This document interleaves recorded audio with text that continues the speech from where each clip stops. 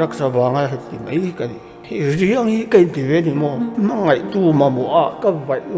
roi lai chuan hi pathian tharau thiangli men thuiam soyam ka hriata ni khati hi rui lai po ka mangai che lo ti mo an huwa chia an vo thin chia ma se ke ka mangai che lo ti mo pathian mangai da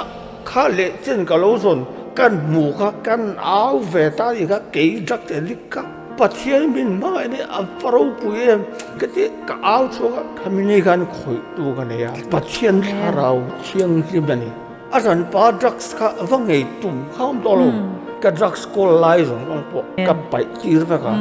khovelin kumza kadamani pon kanuna ka chuan ber le lu ka ti ber zo ni ten enga ama an ngai lo ma ni po enga ma in ngai to lo min mangai tu pathian kan ne ya khoya ma hen ka za pui lo van ro pe tak em